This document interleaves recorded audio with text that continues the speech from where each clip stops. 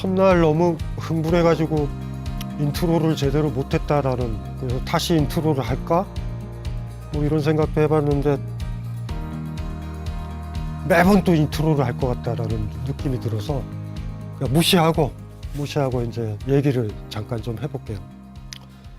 화두에 대해서, 가치에 대해서는 얘기를 해드렸죠. 그러니까 어떤 잣대가 뭐냐면 그 화두를 듣고 이게 뭔 선문답이야. 이게 막말로 얘기하면 이게 무슨 소리야. 이게 무슨 의미가 있어. 이게 뭐 당혹스럽네. 이런 느낌이 들면 걸린 거예요. 이제 자기가 깨닫지 못한 거야. 절대 까먹으면 안 되는 게 그 화두, 그 선문답이 명료하게 이해가 되는 수준까지 내 정신이 올라와 있어야 되는 거야. 근데 나는 가만히 있고 이게 웬 선문답이야? 이해도 안 돼. 이래버리면, 그러니까 그래서 화두라는 걸 던지는 거예요, 제자들이. 경전을 다 읽는 거지, 막. 화엄경서부터 법구경, 초기경전까지 다 읽었고, 외웠고, 요약하고 이런 사람이 있다고 하자고. 그걸 읽었다고 그래서 이거에 대답을 못 해. 몇 번째 권에 무슨 내용이 있었는데? 시험 보듯이. 우리 시험 봐서 알잖아요. 까먹잖아, 나중에. 그래서 그때도 그런 얘기를 했지만, 우리가 정했던 제1칙 들어가기 전에 간단한 거 한번 얘기를 할 거예요. 경덕 전등록이라는 책 얘기했죠. 그게 선문답, 그 대화가 들어있는 에피소드가 1000여 개가 되고, 벽암록, 그 다음에 셀렉션에서 나온 게 한 100여 개 되고, 무문가는 48개가 된다. 경덕 전등록에 나와 있는 건데 이게 너무 예뻐요, 사실은. 거기 나와 있는, 저 같으면은 제가 예를 들면은 화두집을 만든다 그러면 거기서 그거 화두는 셀렉션하고 싶은 거, 해림사 스님 얘기, 나 이 얘기 너무 좋아해.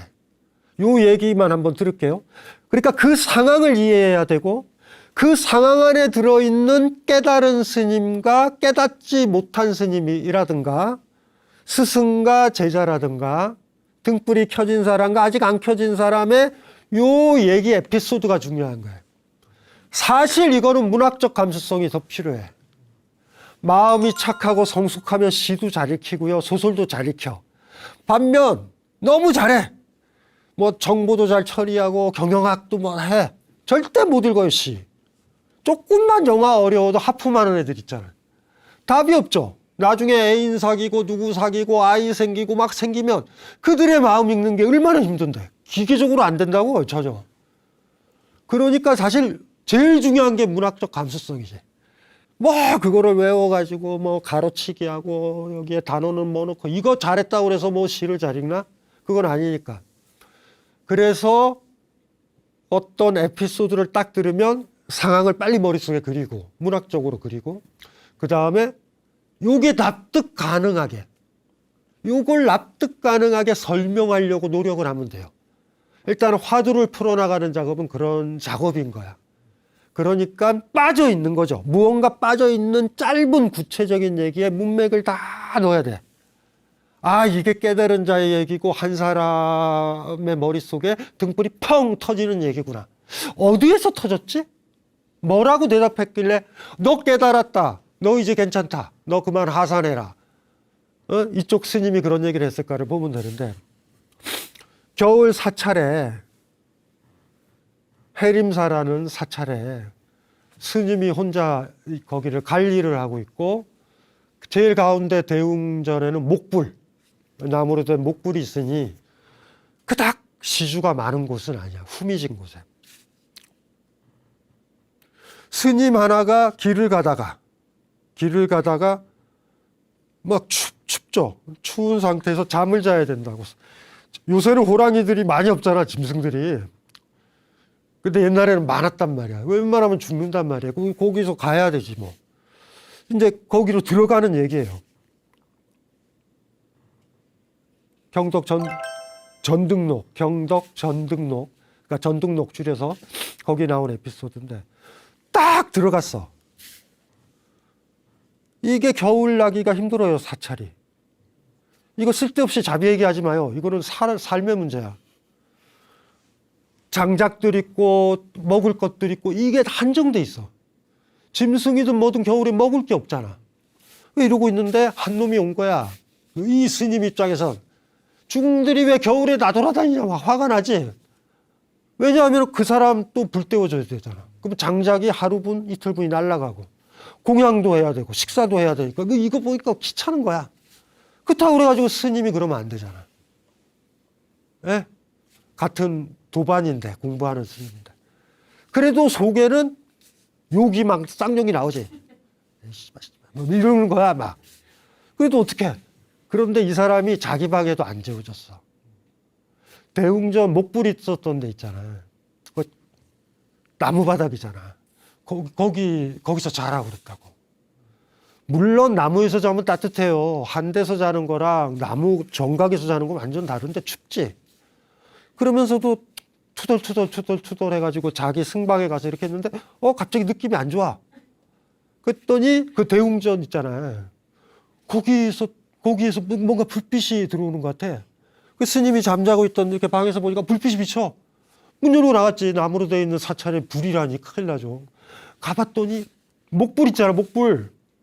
목불을 도끼로 쪼개가지고 그 대웅전 그 구석탱이에다 불을 붙여서 불 쬐고 있는 거야. 재워줬던 스님이. 무슨 말인지 알죠? 이건 놀라운 일이 벌어진 거야. 완전 황당한 일이지. 목불이 없는데 나중에 보살들이 와서 무슨 와가지고 이거를 하겠고 뭐 이렇게 108배를 하겠어. 이제 끝난 거지. 그게 어쨌든 가장 메인이잖아요. 그래서 이 스님이 막 따지는 거지. 아니 중이 어떻게 부처를 태우냐 이렇게 물어본 거예요. 그러면 이거 목불 쬐고 그 불 쬐고 있던 스님이 뭐라 그랬는지 알아? 그 목불에 사리가 있는지 없는지 확인하려고 태우고 있었대.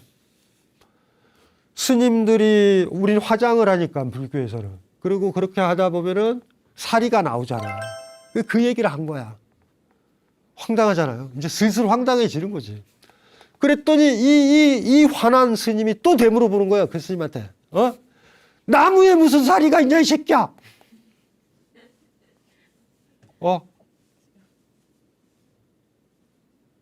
여기서 그 이기적이었던 그 스님이 깨달음을 얻어. 잘 보세요. 뭐 가지고 깨달음 얻는 거야. 에피소드는 그걸로 끝나. 이게 뭔 개소리자. 이렇게 들어갈 수도 있는 거예요. 이렇게 선문답이. 처음 해보자. 부처가 뭐라고 그랬어요? 나무불이잖아, 나무불. 부처를 왜 태우냐? 어떻게 부처한테 잔인한 짓을 하냐? 이렇게 생각을 해서 마치 사람인 듯이 무엇이든 듯이. 그랬더니 오히려 부처를 존중했던 게 누구야? 그 스님이잖아. 사리가 있는지 보려고. 너희들이 네가 그렇게 숭상하는 부처라면 사리가 있을 거다 하는 거야. 그래서 말도 안 되는 거죠. 이 사람이 갑자기 어떻게 깨우친 거야, 이 사람이. 나무에 무슨 사리가 있냐? 지금까지 뭐 했던 거야, 이 사람은? 뭐 가지고 모셨던 거야? 장작한테 기도를 드렸던 거예요? 부처한테 기도를 드렸던 거야. 이런 얘기들이야. 여러분, 확 오지. 불교에서 공이라는 개념 많이 쓰잖아. 그거는 사실 정확하게는 어떤 본질이 없다. 영원 불변한 본질이 없다. 이런 의미예요. 그래서 한자어로 좀 표현하면 자성이라는 표현을 써. 자성. 스스로의 본성, 자기동일성이야. 그래서 공의 정의가요, 무자성이라고 얘기를 해. 자성이 없는 거다. 이렇게 얘기를 한다. 근데 그걸 아는 게 자유를 얻은 거잖아. 그걸 아는 게 자유를 얻은 거예요. 여기 계신 분들한테 물어보고 싶다. 산에 갔는데 불교가 쇠락했어. 불교가 망가졌어. 산을 헤매다가 여러분은 근데 불교를 좋아해. 근데 스님들도 다 환속하고 산에 그냥 사찰만 있어. 겨울에 들어갔어. 거기 보니까 목불이 하나 있네? 추워. 목불 떼실 수 있는 분. 아, 따뜻하다. 아니면 거기서 얼어 죽으실 분. 시다르타가 뭘 바랄까? 자기 떼기를 바랄 거야. 더더구나 이거는 시다르타도 아니에요. 나무야, 나무 토막. 내 관념으로 투사하는 거야. 지난 시간에 매달린 절벽 얘기했잖아. 내가 부처라고 생각하는 거야. 그건 금속 덩어리예요. 하도 귀하게 만들려고 황금도 해. 황금으로 해도 깨달은 사람은 얘기한다고. 그거는 금속 덩어리야 그냥. 방금 이런 에피소드 같은 게 화두의 성격인 거예요. 그러니까 전등록이라는 책에 보면 굉장히 많아. 이렇게. 우리 예를 들면 원효랑 의상 얘기 기억나죠? 해골물. 그것도 화두인 거예요. 깨우침을 얻잖아. 그 얘기는 조당집이라는 다른 스님들 에피소드 모음집에 나와. 그러니까 무문스미도 마찬가지인 거예요. 사실은. 누구든지 뽑을 수 있어. 그래서 심심하시면 그거 하세요. 어쨌든 전등록이 제일 많다고 그랬잖아. 1000개 넘는다 그랬잖아. 그거 딱 보시다가 이건 내 스타일인데? 그것만 뽑아내셔서 책 내시면 돼. 그리고 여러분 이름 하나, 법명 하나 지은 다음에 무문스님처럼 여러분들 뭐 할까? 유문? 나는 문이 있다. 문 있는 거 48개? 너무 많아. 나는 25개로 깔끔하게. 그게 무슨 말인지 알죠? 만들면 되는 거예요. 그렇게 무문관 유명하다 왜 그러지 마. 왜 그러는지 모르겠어. 어차피 나는 그 깨달은 스님과 같은 반열에 올라갈 잠재성이 있다라고 놓고 화두로 들어가니까 괜찮아. 오늘 첫 번째 다룰 거는 그때도 얘기했죠. 무문관의 실제 순서와 제가 강연하는 순서, 그리고 매달린 절벽에 손을 뗄 수 있는가 이 책 쓸 때랑 불교신문에 연재했을 때의 순서, 그건 좀 다르다고. 제가 봤었을 때는 지금 이 비유로 출발하면 좋겠다. 그런데 지금 제가 첫 칙이라고 불러요. 칙이 자잖아. 이렇게 척도 이런 뜻인데 첫 번째 화두, 여기에 핵심적인 키워드 때문에 뭐라고 얘기했냐면 비풍비번이라고 한자가 되어 있는데요. 풍이 바람이고 번이 깃발 번자야. 그러니까 풍도 아니고 깃발도 아니다. 이게 화두를 요약하는 제목인 거야. 그러니까 별도의 제목은 아니에요. 내용을 심플하게 만들어서 우리 얘기할 때 그러잖아요. 이 화두가 꽤 에피소드가 길단 말이에요. 문장이 한 8, 7개 돼. 8, 7개 쭉 읽은 다음에 이 화두에 대해서 어떻게 생각하세요? 제가 얘기했는데 상대방이 또 이 화두를 다 읽은 다음에 그 화두는 좋은 것 같아요. 이러면 골치 아프잖아. 줄여가지고 그냥 비풍비번이라고 그러니까 별 뜻이 있는 게 아니에요. 그래도 얘기하기는 편하잖아. 비풍비번. 천천히 읽어드릴 테니까 어떻게 하시면 되냐면 아마 화면에도 올라갈 거예요. 내용을 잘 기억을 하시면 돼요. 머릿속에 영화처럼 그려요. 소설이 왜 잘 안 읽히냐, 글이 잘 안 읽히냐라는 건 글을 봐서 그래. 글을 보자마자 머릿속에서 계속 그려야 돼, 영화처럼.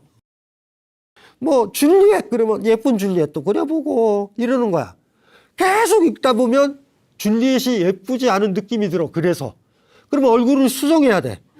그 다음에 그렇게 만들어서 책의 3분의 1만 가면 그냥 읽히기 시작해요. 그때부터는. 그 소설 읽어봤죠? 장편 소설은 5분의 1만 읽으면 그냥 뒤엔 쭉쭉 읽혀. 그래서 사실 단편 소설이 힘들어. 그 일만 하면 끝나, 소설이. 이것도 마찬가지예요. 이렇게 읽으면 머릿속에 그냥 여러분의 경험을 통해서 그려요. 어느 날 사찰 깃발이 바람에 나부끼고 있었다. 이 광경을 보고 두 스님이 서로 논쟁을 했다. 한 스님은 깃발이 움직인다 라고 말하고, 다른 스님은 바람이 움직인다 라고 주장했다. 서로의 주장만이 오갈 뿐 논쟁은 결코 해결되지 않는다. 이때 육조해능은 말했다. 바람이 움직이는 것도 깃발이 움직이는 것도 아닙니다. 그대들의 마음이 움직이고 있을 뿐입니다. 두 스님은 소스라치게 놀랄 수밖에 없었다. 비풍비번이야. 육조해능. 육조라는 말은 육조니까 5조가 있겠죠? 그러면 5조위가 누구겠어? 4조. 4조위가 3조. 그 다음에 누구예요? 2조? 1조. 1조가 그 유명한 달마야. 등이 스파크 켜진 순서야. 달마의 파란불 반짝. 색깔 다르다고 그랬어요. 장작이 다르니 색깔이 다르지. 젖어 있는 장작이 탔을 때 내는 색깔 연기와 마른 장작이 다르듯이. 이게 같으면 둘 중에 하나는 앵무새야. 어쨌든. 그리고 이렇게 했다가 6조까지 딱 간 거야. 6조라는 이름을 들으면 느낌적 느낌의 인문학적 상상력 있는 사람은 알아. 야! 6조 제자들이 잘 됐구나. 뒷사람들이 6조라고 붙인 거야. 그리고 여기서도 6조라고 나왔어. 이 스님 이름이 해능이에요. 해능 스님을 예를 들면 철학자, 불교 철학자로 본다면 6조 단경이라는 책이 있어요. 6조 스님이 어쨌든 아주 견고한 6조 단경이라는 책이 중요한데 왜 중요하냐면 뒤쪽에 나와 있는 판본 말고 그 당시 도낭에서 발견된 판본이 있어요. 굉장히 좀 달라요. 에피소드들도 다르고. 그래서 철학자도 뒤쪽은 막 6조 스님 좋아했던 사람이 업데이트하고 세련되고 불리한 거 빼고 이해 안 되는 거 빼고 우리가 지금 우리 교파가 가는 방향과 어긋난 것 같으면 희석시키고 글자 하나 빼고 이럴 수 있잖아. 도낭본은 그대로 있는 거야. 아우 철학자로서 너무 좋아.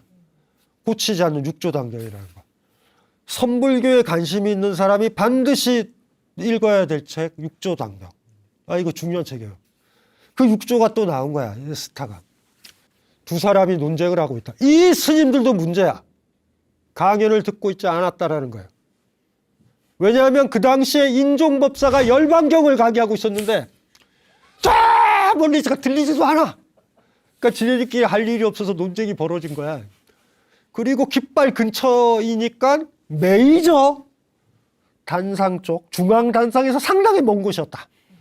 옛날에 뭔 스피커가 있어. 뭐 블루투스가 어디 있어. 뭐 이런 거 없잖아.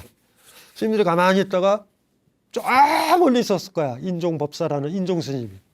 열반경이 왜 중요해요?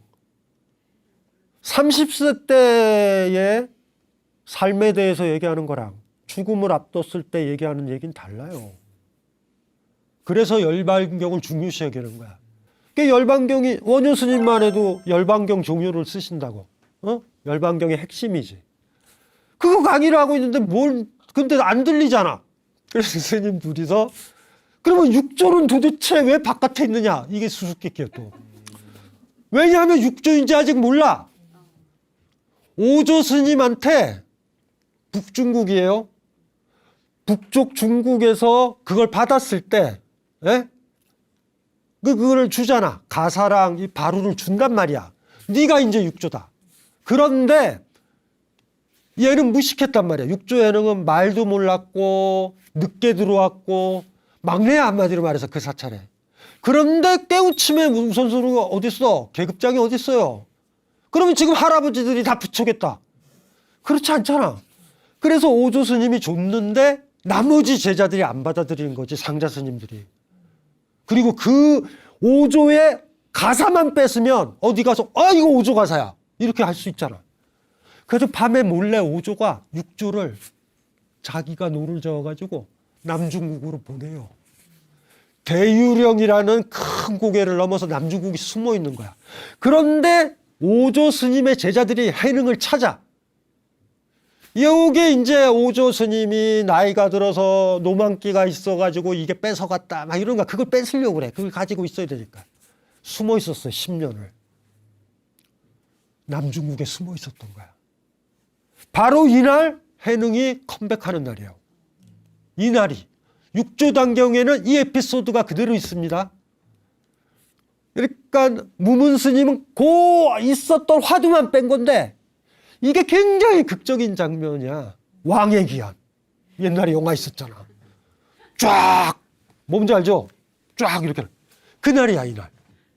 이날 이러다가 그리고 뒷얘기를 해드릴게요. 이렇게 하다가 이 논쟁을 하는데 누가 얘기했어요? 당신들 마음이 움직이는 거야. 이렇게 얘기했잖아. 그게 갑자기 막 당혹스러운 거지. 모여있던 사람은 경전 달랄랄랄랄 외우고 이랬던 사람들이야. 그 얘기는 없거든. 그래서 인종 스님까지 내려오는 거지. 뭐 이거 누구야? 아직요 옷 이렇게 감싸고 있는 거야. 왕의 기한이라니까. 누더기요 일반 사람처럼 있었다고. 당신은 누구냐? 인종법사가 그랬을 때 옷을 벗어요.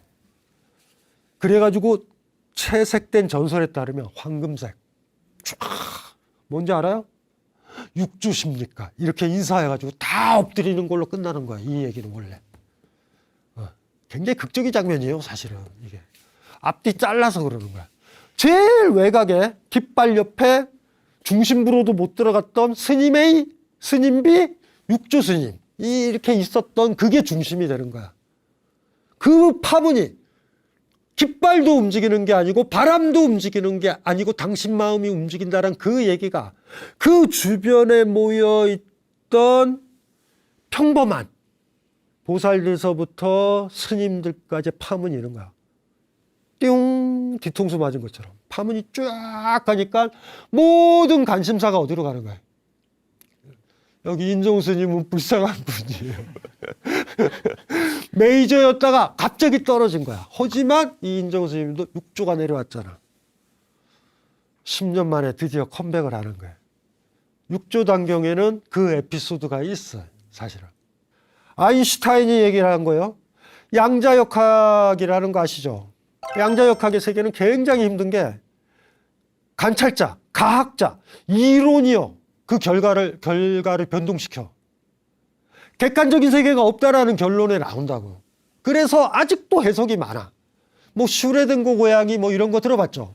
아는 어떤 상태야? 반은 죽었고 반은 살아있는 상태야. 그 상태로 있는 거예요. 그런데 문을 딱 열면 둘 중에 하나거든. 거기에 방사능이 그 사이에 분출이 돼서 고양이가 죽었을 수도 있고 분출이 안 됐으면 살아있을 수도 있어. 그런데 그 문을 안 열었었을 때의 상태는 중첩이라고 그래. 반은 살아있고 반은 죽어있다. 열어서 딱 열면 그 중에 하나가 사라지는 거야. 이해되세요? 양자역학 그게 슈레딩거가 만든 거예요. 그 슈레딩거 고양이. 그거에 반대했던 사람이 누구냐 하면 아인슈타인이냐.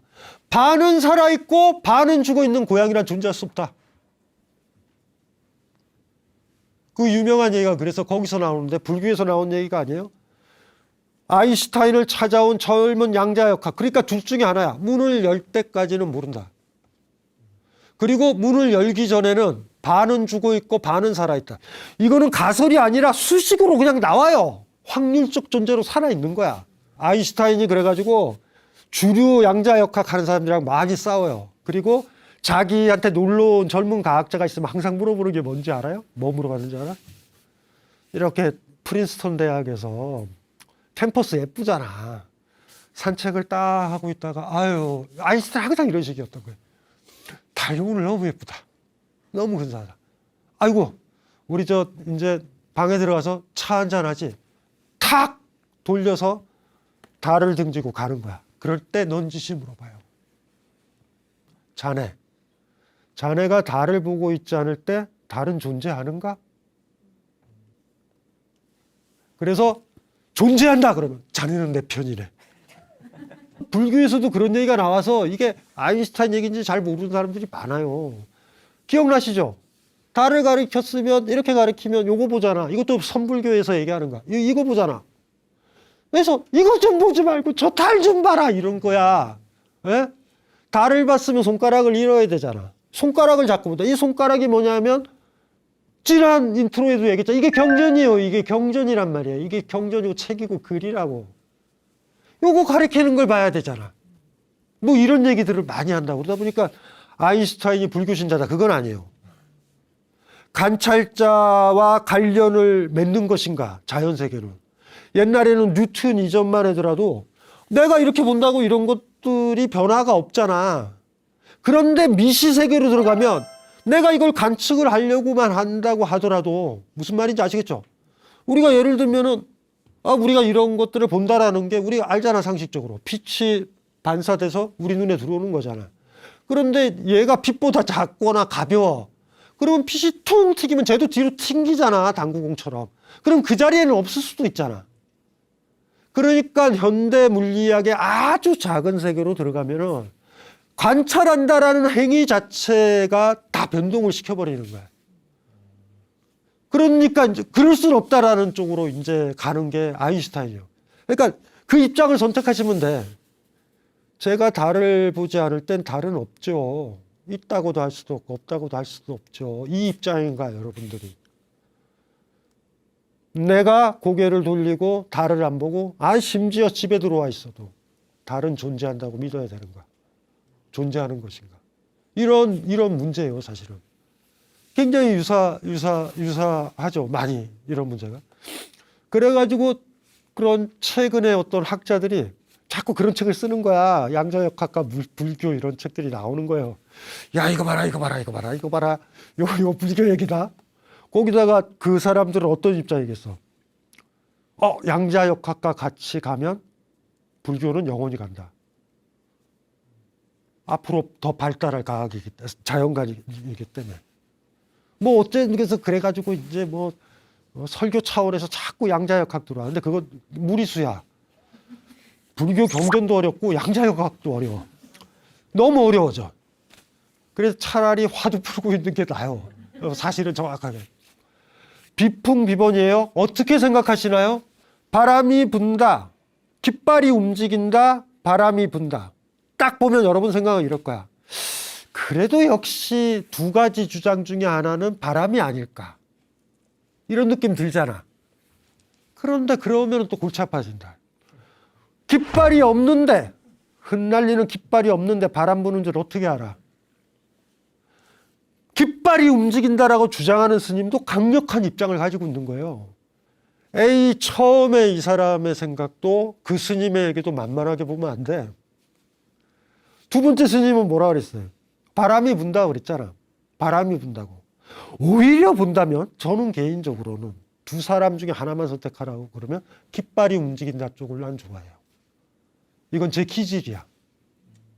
깃발 없어서 뭐 바람 분다 간념 아닌가요? 그 스님 머리카락이 없구나. 그렇구나. 그러니까 승복이 나부끼거나 여기가 서늘해지거나 하면 바람 분다라고 얘기할 수 있잖아, 스님이. 그런데 여기는 분지라서 바람이 안 불고 저 위에서 바람이 분다. 이게 무슨 말인지 이해되시죠? 이 두 번째 스님도 그러니까 아주 복잡한 거예요. 둘 다가 복잡한 거야. 그리고 또 한 번 또 생각할 수도 있겠지. 그래도 좌우지간 깃발이 움직이는 건 바람 때문이다. 어쨌든 좌우지간. 그걸 누가 부정하냐. 그리고 또 그렇게도 얘기할 수도 있겠지. 조금 있다가 반드시 깃발이 멈출 겁니다. 그때는 바람이 멈춘 거예요. 둘 다가 만만치가 않아. 그러니까 싸우는 거예요. 근데 여러분들 생각에는 깃발이 움직인다. 이거 너무 단편적이야. 단발맛 쪽으로 생각하는 거야.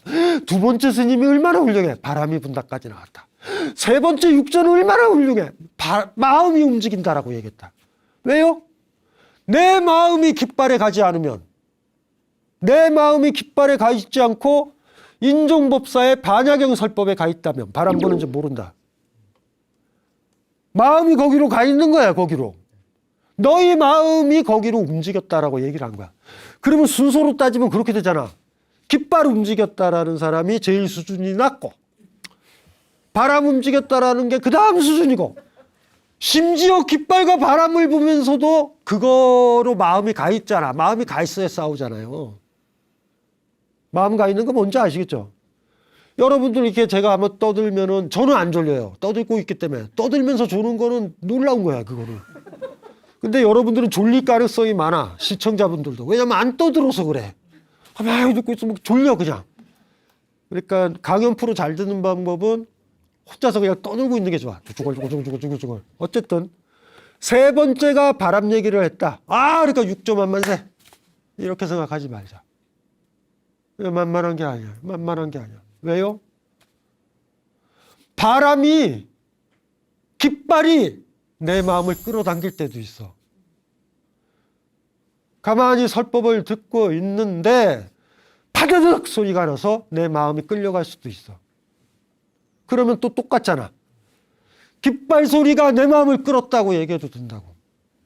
달을 보고서 내가 볼 때 있냐, 내가 안 볼 때도 있냐. 그 전에 사실 더 중요한 것도 있다. 느낌적 느낌에 달이요, 나 좀 봐줘라고 비추고 있다라는 느낌이 있어. 그건 어떡할 건데? 그건 어떡할 건데?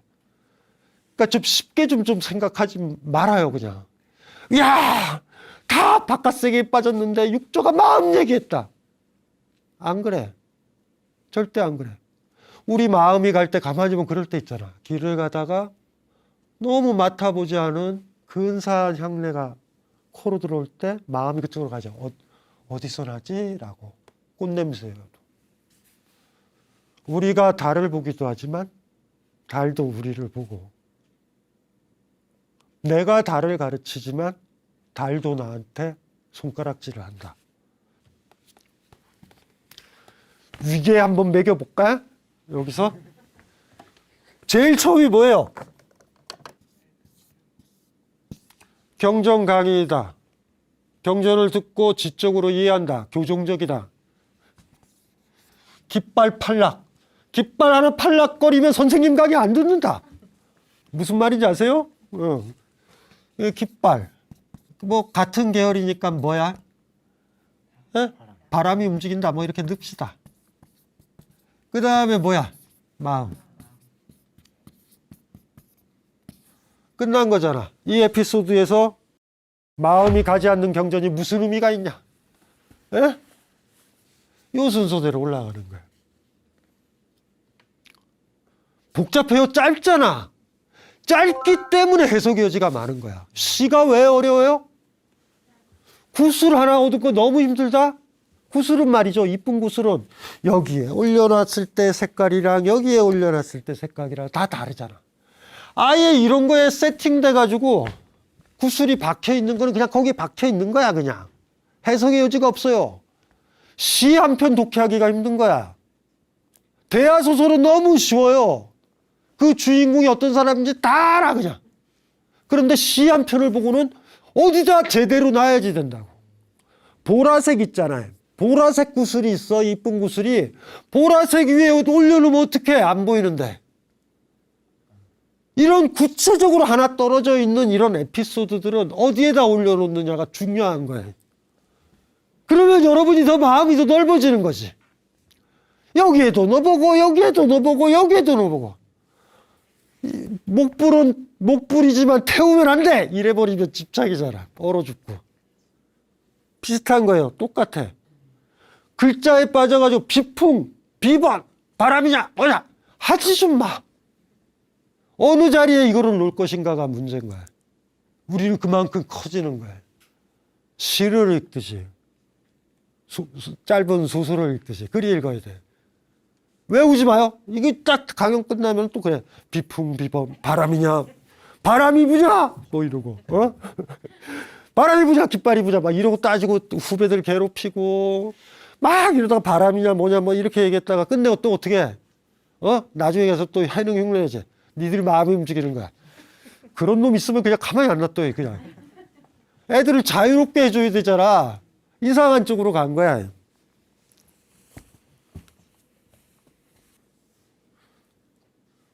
달을 보면 달을 안 볼 때 있죠. 달이 있는지 없는지는 모르지만 저는 그런 생각이 들어. 달은 우리를 비추고 있다고. 내가 어두운 방에 있어도. 그런 생각이 많이 들어. 요새는요. 옛날에는 그런 생각 많이 안 들었어. 옛날에는 막 바람이냐 깃발이냐 달을 가르치면은 달을 봐야지 왜 손가락을 봐 이런 헛소리나 떠들었어요. 그런데 산책을 다니다 보니 그렇더라. 고맙더라. 달이 나를 비추고 있다고. 달이 나를 가리키기도 하고요. 내가 달을 가리키기도 해. 그리고 내가 달을 안 가리키면 누군가 또 물어볼 수도 있지. 지금 달이 있냐고. 모르겠어요. 달도 우리를 가르치는 것 같아. 그런 느낌은 일단은 들어요. 요게 이제 이런 순서인 거예요. 마음 안에다가 집어넣은 거야. 선불교가 어디로 가느냐? 저 마음으로 간다고. 응? 이해되시죠? 와. 무문관이라는 책은 어떻게 되어 있냐면 저 화두는 만든 게 아니에요. 무문 스님이. 저걸 만들어서 하나 꽂아 놓은 다음에 밑에다가 일종의 설명을 붙이신 부분이 있어. 근데 재밌는 게 뭔지 알아? 무문 스님이 뭐 하나 더 붙이는지 알아? 아까 지금 움직이는 게 뭐냐가 뭐야? 첫 번째가 뭐였어요? 뭐였지? 깃발이 움직인다. 바람이 움직인다. 마음이 움직인다 그랬잖아. 그렇죠? 그러니까 다 부정하잖아. 깃발도 아니었어. 바람도 아니었어. 마음도 아니었다라고 얘기해요. 무문 스님 그렇게 주석을 달아. 왜인지 알아요? 또 마음을 보잖아, 자기가. 무문 스님이 그렇게 생각한 것 같아. 깃발 보고, 깃발 통해서 바람을 보고, 마음이 거기로 갔잖아.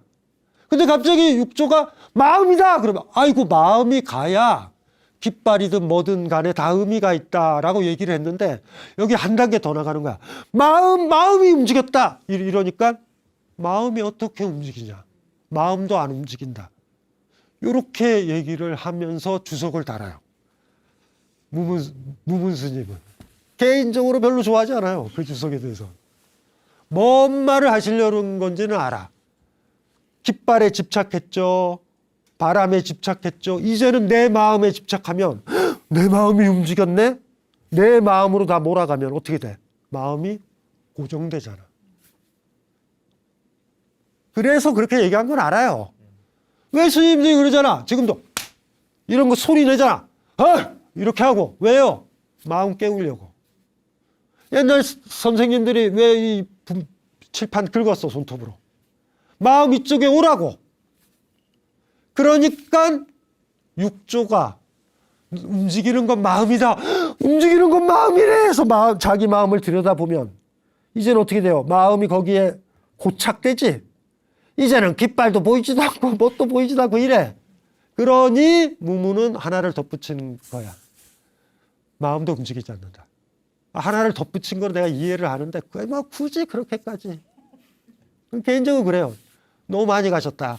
그 정도에서 끊지.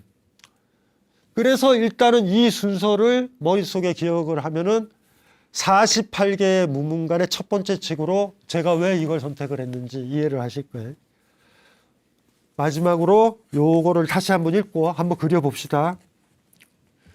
어떻게 화두를 푸는 게 아니라 그 문학평론가가 된 것 같다라는 느낌이 드는데 이게 첫 번째 화두로 제가 정한 거는 불교가 어디에 기초하고 있는가, 선불교는. 그리고 화두를 뚫는다라는 건 아까도 얘기했잖아요. 마음이 살아나는 거야. 마음이냐, 아니 바람이냐, 깃발이냐 이거에 집착해서 논쟁하는 게 아니라 그렇게 논쟁하려면 내 마음이 거기에 가 있어야 된다. 뭔지 알죠? 마음이 살아 있어야 된다. 마음이 죽어 있으면 어떤 것도 못 담는다. 그래서 밝은 달빛은 때때로 내 마음을 살아있게 한다. 오만 근심 걱정들도 밝은 달빛은 나 봐라 이러면서 마음이 나에만 사로잡혀 있던 게 크게 열려가지고 그 달빛만큼이나 크게 달 쪽으로 갈 수도 있다. 그렇게 이해를 해도 되죠. 무문관 20칙을 한번 마지막으로 읽어 드릴 테니까 한번 생각을 해보세요. 어느 날 사찰 깃발이 바람에 나부끼고 있었다. 이 광경을 보고 두 스님이 서로 논쟁을 했다. 한 스님은 깃발이 움직인다 라고 말하고 다른 스님은 바람이 움직인다 라고 주장했다. 서로의 주장만이 오갈 뿐 논쟁은 결코 해결되지 않았다. 이때 육조해능은 말했다. 바람이 움직이는 것도 깃발이 움직이는 것도 아닙니다. 그대들의 마음이 움직이고 있을 뿐입니다. 두 스님은 소스라치게 놀랄 수밖에 없었다. 무문관 29칙 비풍비번. 제일 쉬워 보여서 옛날에 불교신문에 연재할 때랑 책 쓸 때도 이걸 처음에 썼지만 제일 쉬워요. 다음에 어떻게 될지 모르겠어. 뭐 다음은 그냥 일단은 넘어가죠. 조금 느낌은 좀 사셨죠? 여행을 다니시다가 달 보고 아인슈타인이 던졌던 질문들, 그리고 제가 떠들었던 얘기를 가지고 조금 좀 생각을 해보면 마음이 아주 많이 좀 넓어질 수도 있을 것 같다. 그런 생각도 들어요. 인트로 중에 48개의 관문 중에 그나마 좀 문턱이 좀 낮아 보이는 거. 비풍비번. 그런데 다음 주에서부터는 그 문턱이 현저히 높아진다라는 느낌이 들어가지고 그래도 한번 볼게요. 가장 편하게. 일단은 어차피 문도 없으니까 어차피 넘어가는 거니까 그냥 노력을 해가지고 그냥 부드럽게 넘어가 보자. 예, 이걸로 마치겠습니다.